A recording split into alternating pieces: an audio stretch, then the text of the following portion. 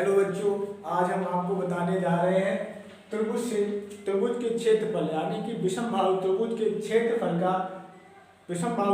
का क्षेत्रफल कैसे ज्ञात करते हैं, वो आज हम आप लोगों को बताने जा रहे हैं। जैसे आपको दिया हो त्रिभुज का क्षेत्रफल ज्ञात कीजिए जिसकी दोनों भुजाएं मतलब कि इसकी दो भुजाएं हमें दे रखी हैं 8 सेंटीमीटर तथा 11 सेंटीमीटर एवं परिमाप उसका परिमाप मतलब इसके चारों तरफ की बाउंड्री भी हमें दे रखी है कितनी है 32 सेंटीमीटर।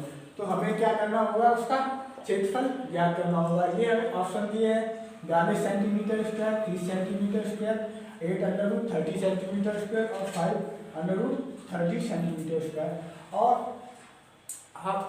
आपको पता होगा कि त्रिभुज का क्षेत्रफल निकालने का फॉर्मूला, जैसे कि जिसमें हमें एल्टीट्यूड दे रखा हो मतलब कि उसका लंब दे रखा हो, आधार दे रखा हो मतलब बेस दे रखा हो, तो उसका फॉर्मूला क्या होता है 1/2 बेस इंटू हाइट।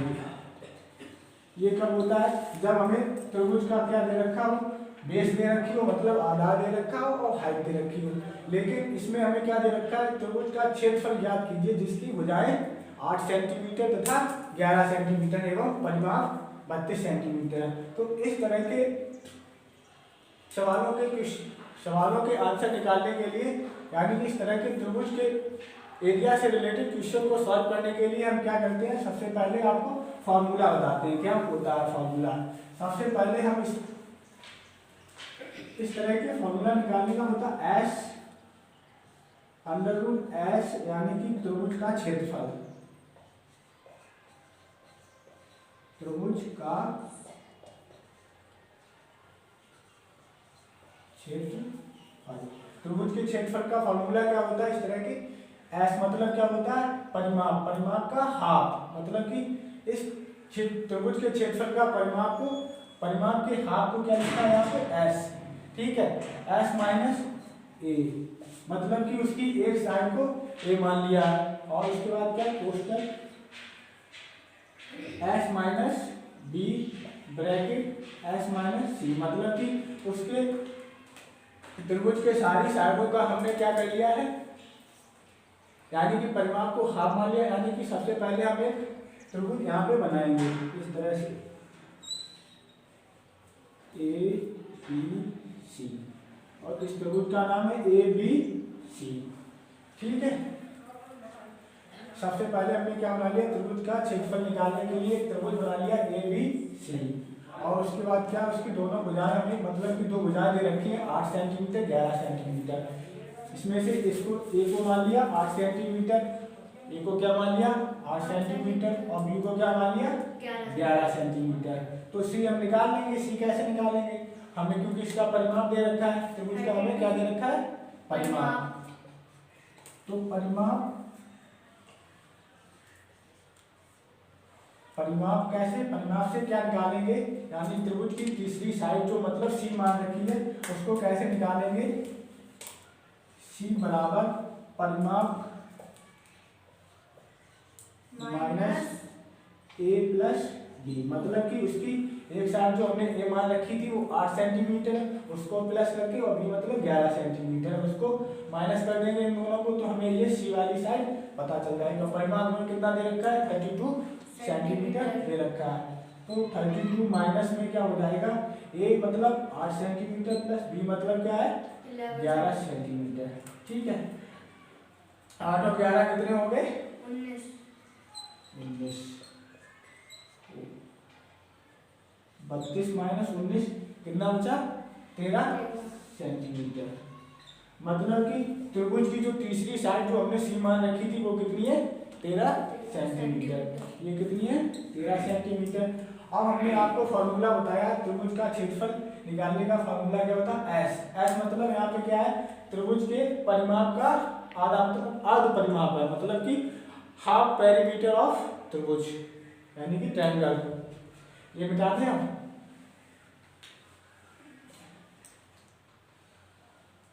यानी कि त्रिभुज की हमने जो साइड निकाली वो कितनी है 13 सेंटीमीटर। अब जो है हम इस फॉर्मूले में त्रिभुज के क्षेत्रफल के फॉर्मूले में ये वैल्यू रखना स्टार्ट करेंगे और इसका हाफ परिमाप कितना हो जाएगा, मतलब कि हाफ परिमाप S बराबर क्या है यानी कि परिमाप का एस बराबर क्या हाफ परिमाप अपॉन में 2।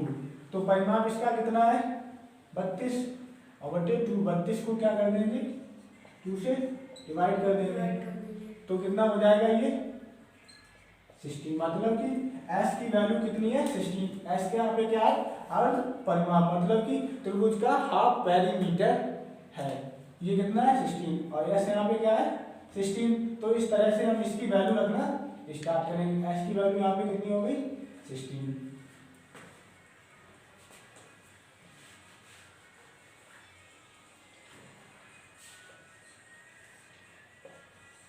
त्रिभुज का क्षेत्रफल एरिया ऑफ त्रिभुज। एस मतलब क्या है 16 जो हमने निकाल लिया है। 16 ब्रैकेट में क्या होगा 16 माइनस 8। ए की वैल्यू क्या है 8। उसके बाद bracket S minus B. S की वैल्यू क्या है 16। बी की वैल्यू क्या है 11। उसके बाद क्या है एस माइनस सी। एस माइनस सी। सी की वैल्यू क्या थी 13। तो एस की वैल्यू 16 माइनस 13। अब इस सबको माइनस करो। 16 में से 8 गया कितना बचा 8। उसके बाद 16 माइनस 11 कितना बचा 5। उसके बाद 16 माइनस 13 कितना बचा 3। इन सब का इंटू करना है। इन सब का इंटू करो।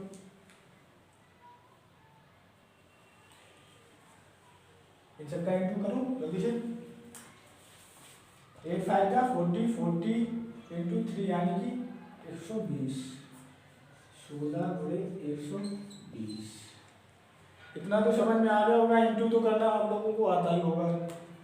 16 इंटू 120 कितना हो जाएगा रूट का 1920।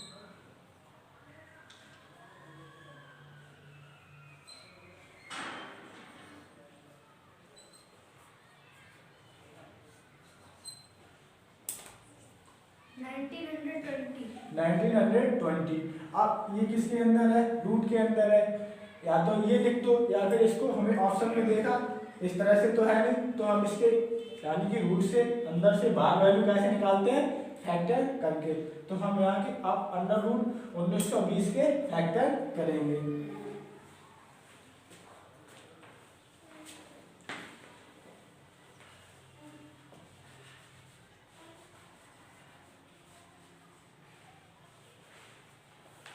अब इधर जो है हम 1920 के फैक्टर करेंगे। 2 से जाएगा ये कितनी बार 2 6 जा 18 बचा 1 2 3 जा 2 4 जा 2 6 जा 2 9 जा 18 बचा 1 2 6 जा 12 यानी कि 6 आ गया। यहाँ बचा 0। फिर 2 से किया 2 4 जा 8 मतलब बचा यानी 1 कितना हुआ 16 कितना हो जाएगा 2 8 जा 9। फिर 2 से किया 2 2 जा 2 ये 2 4 0। फिर 2 से किया 1 2 0। फिर 2 से किया 60। फिर 2 से किया 30। फिर कितने से किया 3 से। फिर 2 से किया फिर 2 से किया कितना होगा 15। फिर किससे किया 3 से 3 5 जा 15। फिर किससे 5 से 5। ये अब सॉल्व हो गया। इसके बाद जो है हम रूट के अंदर इसको इसके लिए फैक्टर्स लिख सकते हैं। जो ये इधर यानी कि इसके फैक्टर्स क्या आए थे 2 2 इंटू 2 इंटू 2 इंटू 1 2 3 4 5 6 7।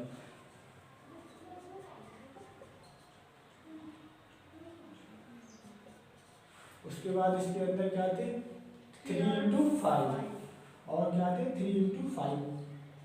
अब इसके बाद जो रूट के अंदर जो वैल्यू है इनके हम पेयर बनाना स्टार्ट करेंगे। एक ये पेयर हो गया एक ये पेयर हो गया एक ये पेयर हो गया। इसके बाद ये तो अलग इनके पेयर तो बनने ही नहीं ना 2 का बन रहा पेयर ना 3 का बन रहा ना 5 का बन रहा। तो ये तो रूट के अंदर ही रहेंगे। इसके बाद जो रूट के जो पेयर बने थे वो बाहर आ जाएंगे रूट के बाहर आ गए। तो पेयर का मतलब क्या है, दो जोड़े बनेंगे, उसके बाद एक ही नंबर बाहर आएगा, मतलब कि एक बार इसको 2 लिख सकते हैं बाहर, इसको भी एक बार लिख सकते हैं, इसको भी एक बार लिख सकते हैं। और रूट के अंदर क्या बचे, 3 पेयर मतलब 3 पेयर का मतलब इन्हें 3 बार 2 बार लिख सकते हैं। अगर 4 पेयर बनते तो 4 बार 2 बार लिख सकते हैं। और अगर मान लो 3 के पेयर बनते कितनी बार, 2 एक बार, फिर 3 का पेयर बनता तो एक बार 3 को बाहर ले सकते थे। ठीक है, अब अंदर क्या बचा हमारे पास, 2 × 3 × 5, 2 2 जा 4, 4 2 जा 8, और 5 3 जा 15, 15 2 जा 30, मतलब कितना आ गया, 8√30 सेंटीमीटर स्क्वायर। ये क्या था, त्रिभुज का क्षेत्रफल ज्ञात कीजिए जिसकी दोनों भुजाएं 8 सेंटीमीटर तथा 11 सेंटीमीटर एवं पलवा 32 सेंटीमीटर दे रखा था। मतलब कि एक आइसोस्केलर ट्रायंगल था जिसका हमें क्या निकालना था, क्षेत्रफल निकालना था। अब देखो हमारा आंसर रूट में कितना आया, 8√30 सेंटीमीटर स्क्वायर, मतलब कि इसका आंसर क्या हो जाएगा, ये सी वाला ऑप्शन करेक्ट हो जाएगा। दूसरा क्वेश्चन ये है, 8 मीटर लंबाई, 6 मीटर ऊंचाई तथा 23 सेंटीमीटर मोटाई वाली दीवार का निर्माण करने हेतु, मतलब कि हमसे ये दे रखा है 8 मीटर लंबी, 6 मीटर ऊंचाई, 6 मीटर ऊंची तथा 23 सेंटीमीटर मोटाई वाली दीवार का क्या करना है, निर्माण करना है। इसमें हमें 23 centimetre into 25 centimetre into 11.5 centimetre into 6 centimetre माप वाली कितनी ईंटों की आवश्यकता होगी। मतलब कि हमसे इसमें ये पूछ रहा है कि एक दीवार हमको बनानी है जिसमें ईंट की माप दे रखी है हमें 25 centimetre into 11.5 centimetre into 6 centimetre, इस ईंट की माप दे रखी है। मतलब कि ईंट एक क्या है, घनाभ के आकार की है, और मतलब दीवार भी हमारी एक क्या बनेगी, घनाभ के आकार की बनेगी। तो हमसे पूछा कितनी ईंटों की आवश्यकता होगी इस तरह की दीवार बनाने के लिए। तो हमें इसमें क्या दे रखा है, 8 मीटर लंबाई, 6 मीटर ऊंचाई तथा 23 सेंटीमीटर मोटाई एक दीवार हमको बनानी है।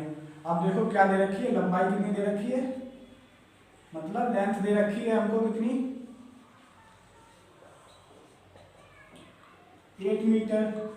उसके बाद हमको हाइट दे रखी है 6 मीटर, 6 मीटर, और हमको मोटाई मतलब कि इसका ब्रेथ, यानी कि ब्रेथ कितनी दे रखी है इसकी, 23 सेंटीमीटर, 23 सेंटीमीटर। अब देखना है हमें, यहीं पे गलती बच्चे कर देते हैं, क्या कर देते हैं, ये हमें 8 मीटर 6 मीटर ये सेंटीमीटर में दे रखी है, तो यहीं पे क्या होती है, गलती हो जाती है। या तो हम इस सारे को सेंटीमीटर में चेंज कर लें या फिर हम इसे मीटर में चेंज कर लें। तो हम इसको किसमें करेंगे, सेंटीमीटर में चेंज करेंगे, क्योंकि हमारी जो ईंट की जो है माप दे रखी है वो किसमें है, सारी सेंटीमीटर में है, इस वजह से हम इसको सेंटीमीटर में चेंज करेंगे। यानी कि 8 मीटर में कितने सेंटीमीटर होते हैं, 800 सेंटीमीटर, 800 सेंटीमीटर, और 6 में कितने हो जाएंगे, 600, और इसमें तो 23 सेंटीमीटर तो है। तो हम क्या करेंगे, सबसे पहले यानी कि दीवार के आयतन, यानी कि घनाभ एक तरह का घनाभ बन रहा है, घनाभ के आयतन का फॉर्मूला इसमें लगाएंगे।